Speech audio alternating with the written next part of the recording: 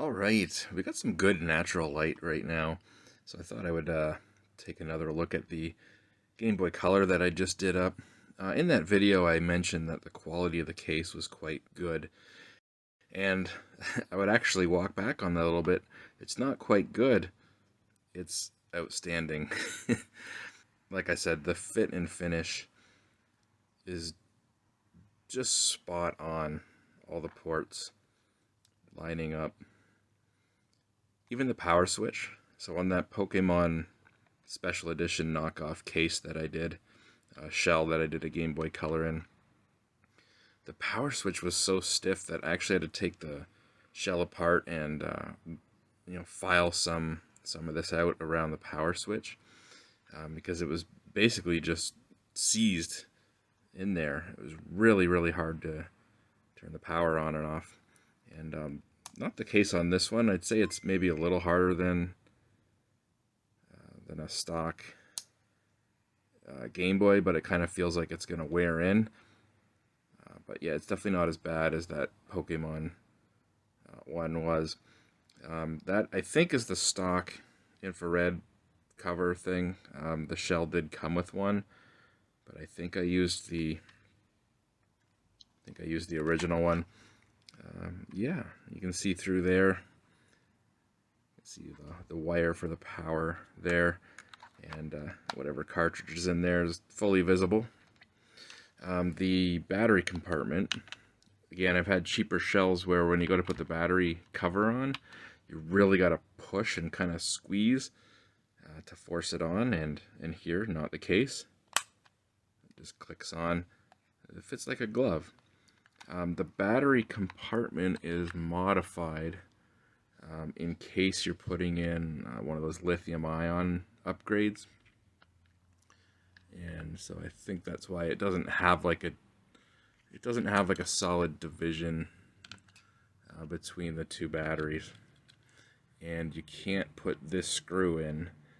When you're screwing the motherboard in, there's normally like 3 screws that hold the motherboard in, and you skip this one because this comes up so tight, and that's because like normally it would be scooped for the 2 batteries, and in here it's one big open area, because again you can put those lithium packs in there with the charging circuit, but it doesn't really affect anything. The batteries go in just fine. Again, the cover fits like a glove. The buttons, I've had aftermarket shells mixed with aftermarket buttons before where they're either too tight and I had to ream out or file out the inside of that buttonhole because they would literally seize up, or they would be too loose, and sometimes they would float on the membrane, especially if you held the Game Boy upside down. The buttons would fall away from the membrane, and there'd be a good 1.5 millimeters of play before they actually hit the membrane. But not the case here. The buttons feel absolutely perfect, and again, these are aftermarket buttons in an aftermarket shell with a stock membrane, but the fit on those buttons was perfect. They're very smooth. They're not, it's just perfect. They're not too tight, they're not too loose. The D-pad feels pretty good. It's slightly different than stock because, as you saw, there's actually a little spacer, a 3D printed spacer that was put in there. So the whole D-pad can push in slightly, but it doesn't push in and bottom out. The whole D-pad will push in to a point, and then it still has some rocking ability. So it will rock on that little 3D printed spacer. And I can imagine that's what that's there for. Without that, the whole D-pad would push right up against all 4 membrane contacts at a time. Wouldn't have any of that rocking motion to it. So the D-pad feels pretty good. The buttons feel perfect. Start and select work perfect. I've heard again where those are tight and they jam or they get stuck, and again you got to file out on some of the aftermarket cases. The start and select holes. So again, everything on this fit perfectly. Again, including the power switch. And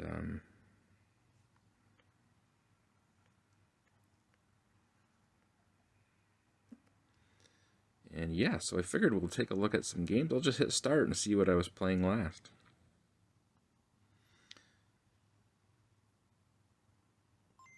Every time the Game Boy, every time the EverDrive picks a game, it has to reset the Game Boy, because it has to do that security check with the something in the ROM that the BIOS, if you will, is searching for. Shantae. So what I'm doing is just going to play a few games, but I'm going to roll in some macro shots of the screen while it's playing some different Game Boy and Game Boy Color games. So yeah, as you can see, that looks pretty much perfect. Never noticed any issues with motion on this screen, even though it's an IPS screen.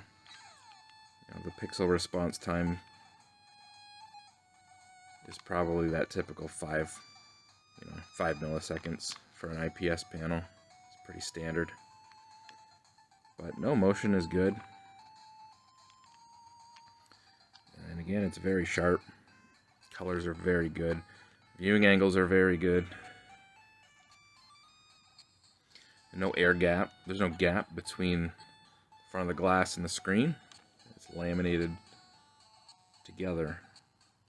And so, yeah. I can hit reset on the back of the EverDrive.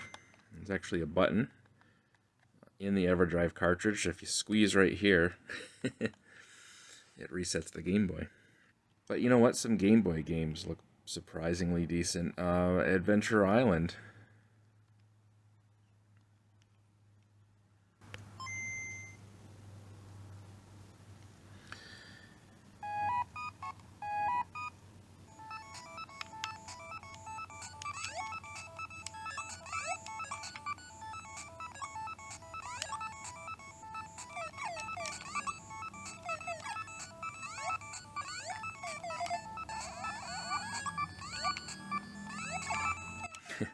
There's a little bit of lag looking at my phone screen while this is recording. Again, brightness we can change. And those pixel modes. And with old Game Boy games, I could see how you might like... in particular... the next one here.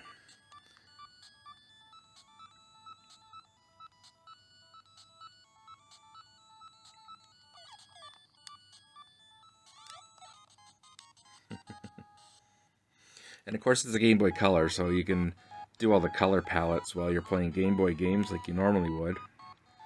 And yeah, again, I'm going to roll in some macro shots. Let's use the reset. Using the reset, it won't... Well, actually, the screen saves your brightness setting and your pixel setting. But we've got it on the little like pixel gap mode. And if I turn it off and turn it on, it saves that setting. So that's pretty cool.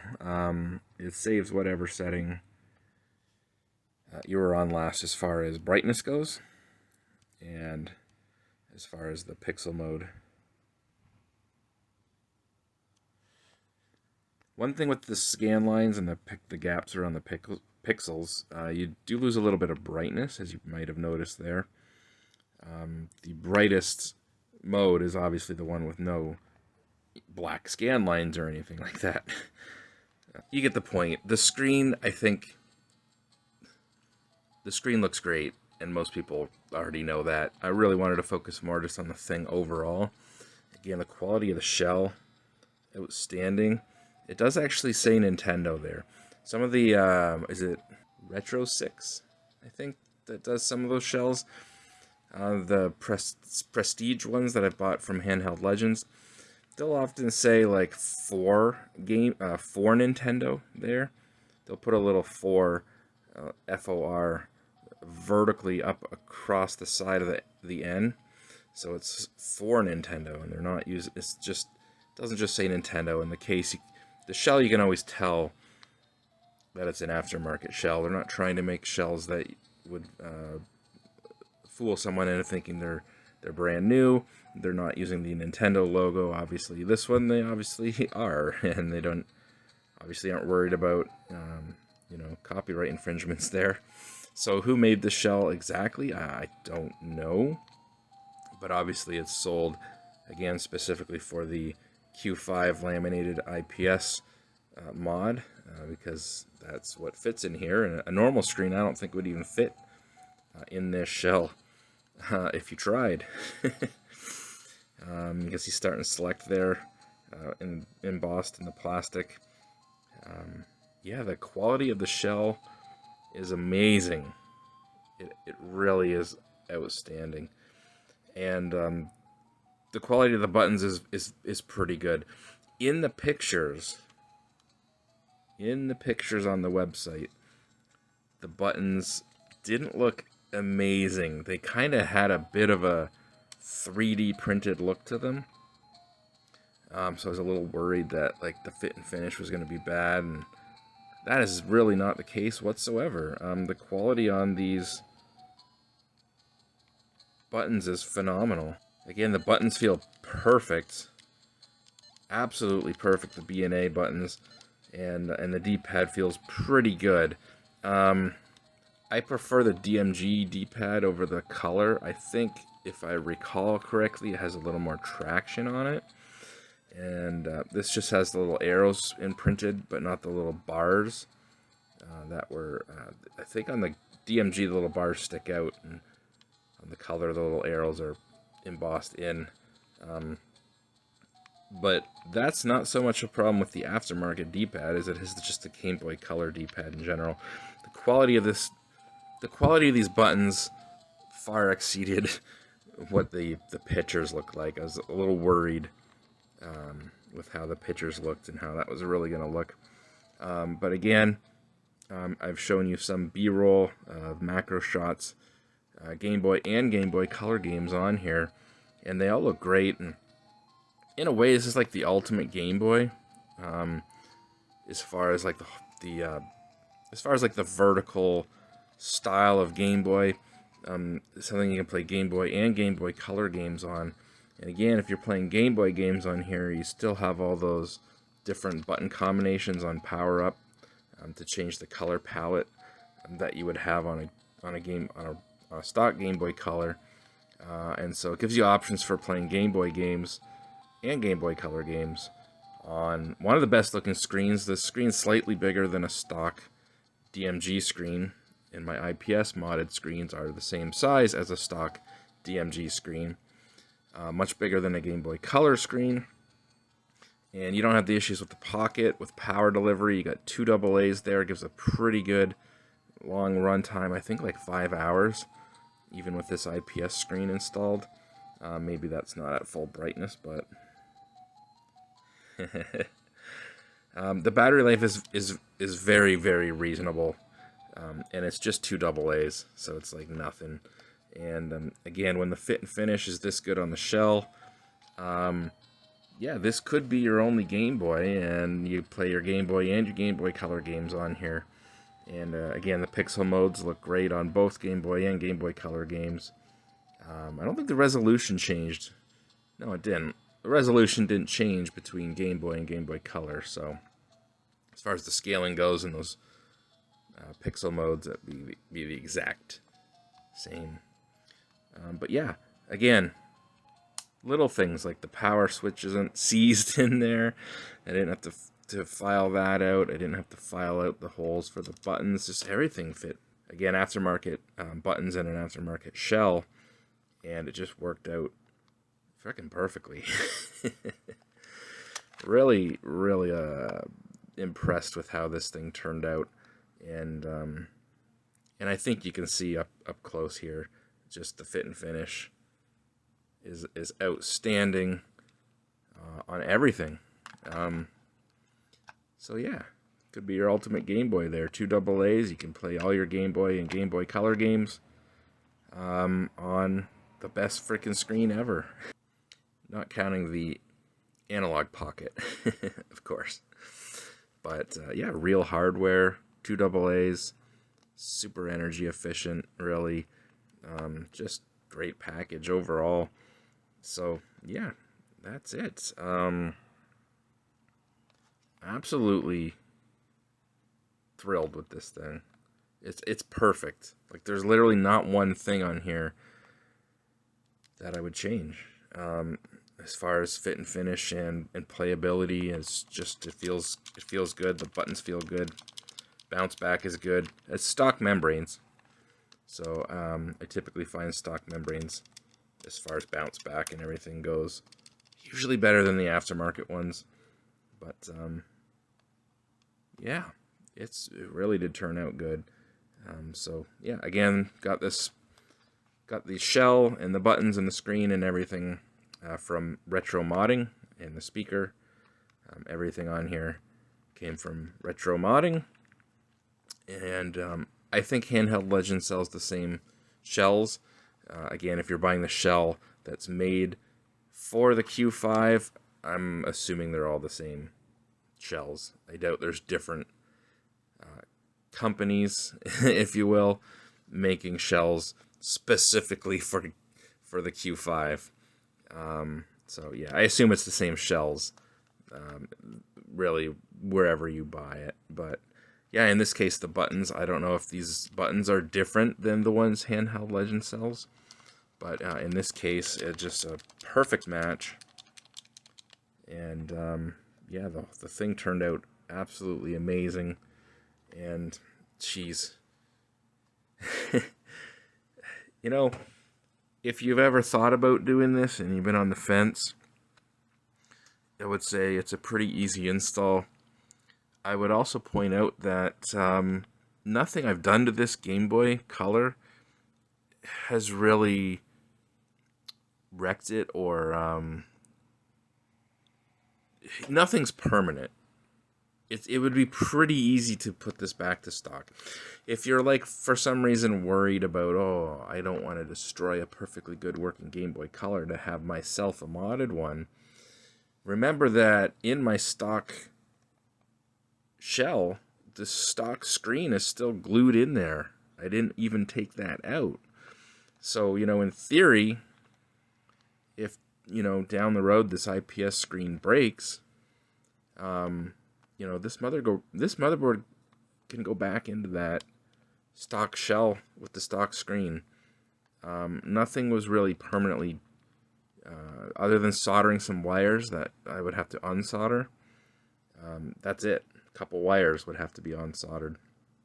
But yeah, very easy to go back to the stock screen if you ever really wanted to or needed to, I guess. Point is, you're not really taking a working Game Boy out of circulation. Anyways, I've gone on far long enough on this. But yeah, I really wanted to show this thing off really up close, in detail, and just really drive the fact home. The quality of the shell is just phenomenal. It's damn near perfect. Like, if I didn't know this wasn't a stock Nintendo shell, I don't think I'd be able to tell. Maybe someone can. I'm sure someone could. But I don't think I would notice. Like, it doesn't creak. It's super, super solid. Jeez, they nailed it. They really did. Anyways. Goodbye. For real this time.